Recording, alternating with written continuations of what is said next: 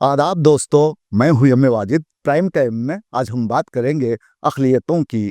अक़लियतों के मसाइल बहुत ज़्यादा हैं, लेकिन उनका हल बिल्कुल नहीं दिखाई देता। वैसे भी मुसलमानों के साथ हर हुकूमत ने अपने अपने दौर में नाइंसाफ़ियाँ की हैं। ऐसी हालत में अब जबकि कांग्रेस हुकूमत रियासत तेलंगाना में अपने कदम जमा चुकी है, तो फिर अक़लियती फ़ाइनेंस कॉरपोरेशन की जानिब से दिए जाने वाले क़र्ज़ात का आजकल बड़ा चर्चा होने लगा है। अखबार में आपने पढ़ा ही होगा, लेकिन इसके दर पर्दा हकीकत क्या है और कोतवाल क्या कहते हैं और साथ ही पेपर क्या कहता है, दोनों में तज़ाद क्या है, ये तमाम बातें जानने के लिए देखिए हमारे नुमाइंदे मिर्ज़ा जी की ये खास रिपोर्ट। हज की सआदत हासिल करने के लिए तशरीफ लाएं। अल आज़म टूर्स एंड ट्रैवल्स मुख्तलिफ पैकेजेस मुनासिब रेट पर दस्तयाब हैं। अल आज़म टूर्स एंड ट्रैवल्स। मालूमात के लिए कॉल करें। बच्चे जो किसी भी मुल्क, कौम या रियासत का मुस्तकबिल यानी सरमाया और असासा होते हैं, जब कहीं पर हालात को इस कदर पेचीदा कर दिया जाए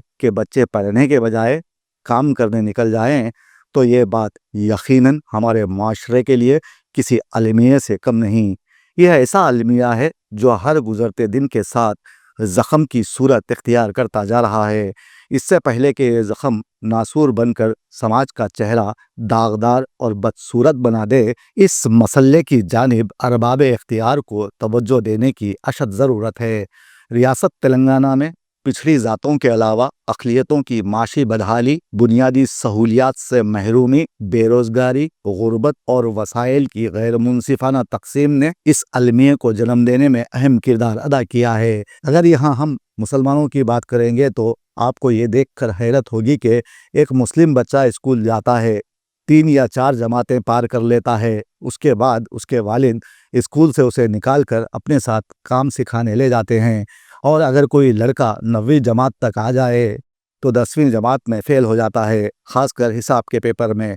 उसके बाद उसे आप किसी इलेक्ट्रिकल की दुकान या एसी प्लम्बर की दुकान पर काम सीखते बखूबी देख सकते हैं। इन हालात में मैं कभी कभी सोचता हूँ, गुर्बत और इफलास भी किस बला का नाम है। कई गौहरे नायाब इसके बोझ तले दब गए। माशी नाहमवारी की तल्ख दास्तान में एक तरफ तो चमकती दमकती गाड़ियों का सैलाब है जो सड़कों और शाहराहों पर रवां दवां है, और महल नुमा कोठियाँ, आसमान छूते प्लाजे अपने मालिकान की खदरो मंजिलत में इजाफे का बाइस हैं। दूसरी जानिब गरीब की औलाद इन कोठियों और प्लाजों के बाहर कचरे के ढेर पर अपना रिस्क तलाश करते दिखाई देती है।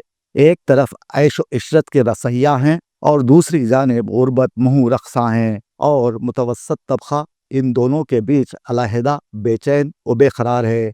सुबह रोटी का बंदोबस्त हो जाए तो फिर रात के खाने की फिक्र अलग से उन्हें सताती रहती है। अगर हम रियासत तेलंगाना में मौजूद गुर्बत के पस मंज़र का जायज़ा लेंगे तो ये बात रोज़े रोशन की तरह आया है कि गुर्बत का इस कदर फैलाव लालची और हिरिस खोर हुक्मरानों की नाक़िस पॉलिसियों और बेअमली का शाखसाना है, जो इख्तिदार के ऐवानों में बिराजमान होकर अपने मफादात की फसल को सैराब करते रहे हैं और अय्याशियों में मगन रहे और अभी तक मगन हैं। इनकी हर पॉलिसी का रुख अशराफिया के मफादात की निगहबानी था, जो आज भी है। यही वजह है कि गरीब को तो जिस्म व जान का रिश्ता बरकरार रखना मुश्किल हो गया है, और मरात याफ्ता तबका दौलत के ढेर जमा करके नस्ल दर नस्ल ऐश व निशात के मज़े लूट रहा है। यही सबब है जिसने गुर्बत की कोख में जन्म लेने वाले नौजवानों के जहन पर कारी ज़ब लगाई है, और वो बड़ी तेज़ी से जराइम की तरफ राग़िब होने लगे। लेकिन यहाँ कोई इस बात पर गौर करने के लिए राज़ी नहीं। दौलत की मुनसिफाना तक़सीम किए बगैर गुर्बत और बेरोज़गारी का ख़ात्मा मुमकिन नहीं, जबकि ये काम कोई करना ही नहीं चाहता। दौलत को गर्दिश में रहना चाहिए, और इसके गर्दिश में रहने का मतलब ये नहीं कि ये सिर्फ एक ही तबके अशराफिया में गर्दिश करती रहे, बल्कि इसे इंसानी जिस्म में खून की तरह गर्दिश करना चाहिए, ताकि सारा बदन तंदुरुस्त व तवाना रहे। गुर्बत मर मर कर जिए जाने का नाम है। ये एक मुस्तकिल अज़ियत है, मुसलसल तकलीफ़ की कैफियत है। अपने सामने अपने प्यारों को बीमारी झेलते مرتے دیکھنا, آنکھوں میں بچوں کو پڑھانے کا خواب, لیکن حالات کے ہاتھوں مجبور ہو کر ان کا بچپن کسی ورکشاپ کی نظر کر دینا, ہر روز کسی خواب, کسی خواہش کی میت اٹھانا, یہ ہے غربت. اور اس کے اثرات بھی اتنے ہی ہولناک ہے جو پورے معاشرے کو متاثر کر رہے ہیں. پچھلے کئی ماہ سے آپ لوگوں نے دیکھا ہوگا کہ نوجوانوں نے ایک دوسرے پر حملے کیے, کسی نے کسی کا قتل کر دیا, کوئی گانجا فروخت کرتے ہوئے پکڑا گیا, کوئی دوستوں کے ساتھ میکشی کے بعد ساتھیوں سے الجھ پڑا اور اس کے ساتھیوں نے اس کا قتل کر ڈالا, کسی نے چوری کی اور پکڑا گیا, کوئی دو منہ والا سانپ فروخت کرتے ہوئے پایا گیا, تو کسی نے خوب دولت کمانے کی خاطر دوسروں کو دھوکہ دیا اور کروڑوں روپے لے کر فرار ہو گیا. یہ ایسی خبریں ہیں جنہیں ہم روزانہ ہی دیکھتے ہیں. اب یہاں سوال یہ پیدا ہوتا ہے کہ آخر مسلمانوں میں اتنی غریبی کیوں ہے؟ اس پر ماہرین بتاتے ہیں کہ مسلمانوں میں تعلیمی پسماندگی ہے, اسی لیے یہ ابھرنے میں ناکام رہے. لیکن بحیثیت صحافی میرا ماننا ہے کہ مسلمان اپنی غربت کو ختم کرنا چاہتے ہی نہیں. میں نے اپنے تجربے و افکار کی روشنی میں ہمیشہ جاننے کی کوشش کی ہے کہ وہ کیا عوامل ہیں جن کی وجہ سے مسلمان ہمیشہ آگے کے بجائے پیچھے ہی پیچھے ہو رہے ہیں. اگر آپ کو جاننا ہے کہ مسلمانوں کی غربت کا راز کیا ہے تو پھر آپ کو یہ پروگرام آخر تک دیکھنا ہوگا.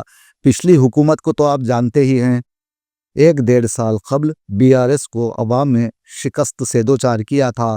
اس کی تفصیل میں جائے بغیر میں آپ کو یہاں بتانا ضروری سمجھتا ہوں کہ تلنگانہ اسٹیٹ مائنارٹی کارپوریشن ایک محکمہ ہے جو اقلیتوں کی مالی حالت کو مستحکم کرنے کے لیے ضروری اقدامات کرتا ہے.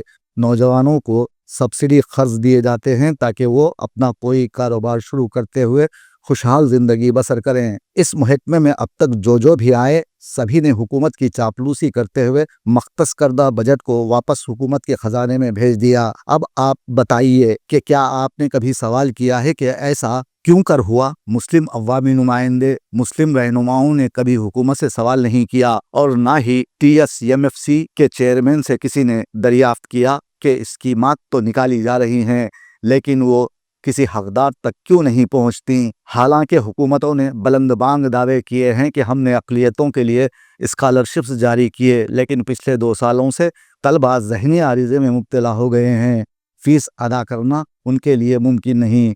ایسی کئی طالبات ہیں جنہوں نے مجھے فون بھی کیا جسے میں نے اپنے پروگرام میں شامل بھی کیا تھا, لیکن طلبہ Telangana state minority finance corporation سے کوئی سوال کرنے سے قاصر ہیں. عوامی نمائندے تو یہی چاہتے ہیں کہ مسلمان غریب ہی رہیں اور اسی غربت میں انہیں موت آ جائے تاکہ مرنے کے بعد انہیں وہ کفن کے علاوہ خبر کی جگہ دے دیں. پچھلی حکومت میں آپ نے دیکھا پہلے 2 لاکھ کی اسکیم لائی گئی, اس کے بعد اسے 1 لاکھ میں تبدیل کر دیا گیا. جب RTI سے اس کی تفصیلات طلب کی گئیں تو یہ ایک بہت بڑا اسکیم ثابت ہوا. خیر, پچھلی حکومتوں میں جو ہوا اسے چھوڑیے.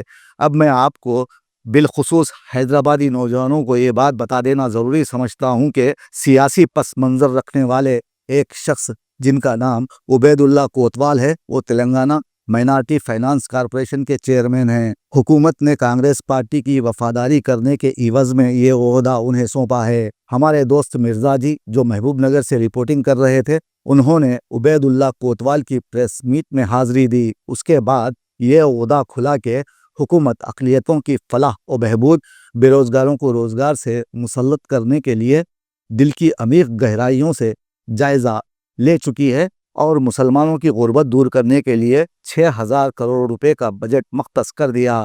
آج یعنی 15 مارچ سے اس اسکیم کا آغاز ہوگا جو 5 اپریل تک جاری رہے گا. اس درمیان ضرورت مند اقلیتی نوجوان درخواستیں دے سکتے ہیں اور اپنے کاروبار کا آغاز کرتے ہوئے قومی دھارے میں شامل ہو سکتے ہیں. اب اس ویب سائٹ کا نام کیا ہے کوتوال یہ بتانے سے قاصر رہے, اور یہاں یہ بات بھی ضروری ہے کہ انہیں TSMFC کا چیئرمین تو بنا دیا گیا اور وہ میڈیا کے سامنے خطاب کرنے آ بھی گئے, لیکن جو اسکیم شروع کی جا رہی ہے اس کا نام ہی انہیں درست طور پر نہیں معلوم. وہ کہتے ہیں کہ حکومت نے راجیو یووا شکتی نامی اسکیم کی شروعات کی ہے, جبکہ دوسری جانب خود کو صحافی کہنے والے عامر علی خان جنہیں اپنے اخبار میں کانگریس کی پرزور حمایت کرنے پر تحفے میں MLC की सीट मिली है, वो इस स्कीम का नाम अपने अखबार में लिखते हैं कि नौजवानों की माली इमदाद के लिए हुकूमत ने राजीव युवा विकासम स्कीम का आगाज किया है। अब आप खुद ही सोचिए कि हम उबैदुल्ला कोतवाल वाली स्कीम को सच माने या आमिर अली खान की। पेपर में आमिर अली खान 3 लाख रुपए इस स्कीम के तहत दिए जाने की बात करते हैं और कोतवाल 1, 2 से 10 लाख तक की बात करते हैं।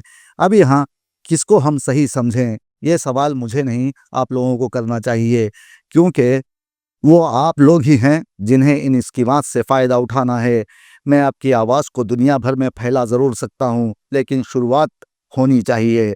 आप पहले सवाल करने की आदत डालें, फिर देखें किस तरह चापलूस लोगों को उनके अंजाम तक पहुंचाया जा सकता है। यहाँ ज़रूरत इस बात की है कि हम सबको इन चापलूस ओहदेदारों के खिलाफ नबरत आज़मा होना चाहिए, जो इफरात ज़र के सबसे बड़े जिम्मेदार हैं और गुर्बत को बढ़ाने में अपना घिनौना किरदार अदा करते हुए माशरे में गुलामाना रविश को कायम किए हुए हैं। हमें मौजूदा इस्तेहसाली निज़ाम के सामने डट कर इस निज़ाम को जूते की नोक पर रख कर सवाल करने की अज़हद ज़रूरत है, ताकि हम इस गैर इंसानी निज़ाम से नजात हासिल कर सकें और कह सकें, मजबूर बुढ़ापा जब सोती राहों की धूल न फांकेगा, मासूम लड़कपन जब गंदी गलियों में भीख न मांगेगा, हक मांगने वालों को जिस दिन सूली न दिखाई जाएगी, वो सुबह कभी तो आएगी, वो सुबह कभी तो आएगी। हमारा ये प्रोग्राम आपको कैसा लगा? अच्छा लगा है तो हमारे चैनल को सब्सक्राइब करें, मशवरा देना है तो कमेंट करें, इस वीडियो को दूसरों तक पहुंचाएं, क्योंकि ये आपकी जिम्मेदारी है। आपके ऐसा करने से हमारी हौसला अफजाई होगी, जबकि दूसरों को इससे फ़ायदा पहुंचेगा। तेलंगाना में आज रेवंत रेड्डी साहब की हुकूमत, उनकी कैबिनेट ने आज एक तारीखी फैसला लिया है। शायद इससे पहले कोई भी सरकार इतने बड़े पैमाने पर अक़लियतों को, पिछलों को, SC ST BC minorities STs को,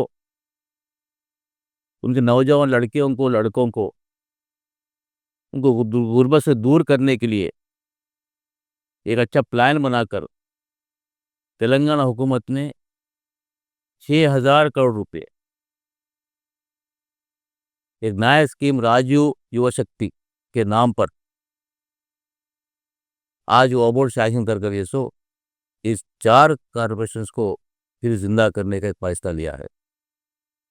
वही से 10 सालों में TRS हुकूमत इस 4 कॉर्पोरेशंस के जो मेन ऑब्जेक्ट्स थे, जो एम्स थे, उसको बाजू रखकर ये 4 कॉर्पोरेशन को डिफंड कर 4 साल में भी ऐसा नया पैसा कंट्रीब्यूट नहीं कर सिर्फ जैसे एक डिफेंस कॉर्पोरेशन बनाया था। गुज़िश्ता 1 साल से सरकार आने के बाद रेवंत रेड्डी साहब और भट्टी साहब उनकी कैबिनेट ने इसको डीप स्टडी कर ये सो इस तेलंगाना के नौजवानों को किस तरह काम पे लगाया जाए, उनके एम्प्लॉयमेंट किया जाए, सेल्फ एम्प्लॉयड बने, सेल्फ एंटरप्रेन्योर बने, साथ ही साथ भी गुर्बत दूर हो। इसके लिए उन्होंने सोच कर ये सो कॉमन 4 कॉर्पोरेशंस को एक ही तरह स्कीम्स लागू किए। आज 1 लाख का स्कीम, 2 लाख का स्कीम, 4 लाख का, 5 लाख का, 10 लाख तक स्कीम जो सो इसको लागू कर सबसे टोटल सब्सिडी 60% सब्सिडी के स्कीम से बनाए हैं। मैं अदबन गुजारिश करता हूँ आपके ज़रिए इस तेलंगाना के यूथ को और लड़कियों को और लड़कों को ज़रूर जैसो ये स्कीम में शामिल हो जाइए और ख़ुद का जैसो एक कारोबार करके जैसो खुद फाइनेंशियली स्ट्रेंथ करने की कोशिश कीजिए। इसका वेबसाइट आज 15 मार्च को आज लागू किया जाता है। 15 मार्च से लेकर अप्रैल 30 तक इसका अप्रैल 5 तक जैसो वेबसाइट ओपन रहेगा। 5 के बाद स्क्रूटनी होगी, उसके बाद जैसो जून 2 को जैसो स्कीम के जैसो टैक्स बटा लेंगे। मैं सरकार को माइनॉरिटी फाइनेंस कॉर्पोरेशन के चेयरमैन के ओहदे से और इस combined minority district Congress party के जिम्मेदारों के तरफ से मैं मुबारकबाद देता हूँ और शुक्रिया अदा करता हूँ कि उन्होंने एक अच्छा कदम उठाया। ऐसा तो तरक्की के तरीक़े ये सो आम ये होते हैं कि انفراسٹرکچر ڈیولپ ہو جائے, کوئی پانی ہے سو سرفراہ کیا جائے, روڈز بنے جائے, بلڈنگس بنے جائے, ایجوکیشن دیا جائے, یہ سر ایک قصہ ہے. لیکن جب تک جیسو جو پچھلی جماعت ہے وہ لوگ جیسے فائنینشیل اسٹیبل نہیں ہوتے, وہ ڈیولپمنٹ کو کہیں نہیں آتا. اسی لیے آج یہ حکومت ریونت ریڈی صاحب کے حکم زیر اعتماد وہ لوگ جیسے ایک فیصلہ لیا ہے کہ اس یہاں کے نوجوانوں کو راجیو شکتی کے نام پہ اسکیم لاگو کر یہ سب پچھلے والوں جیسے لوگ فائنینشیل اسٹرانگ کریں.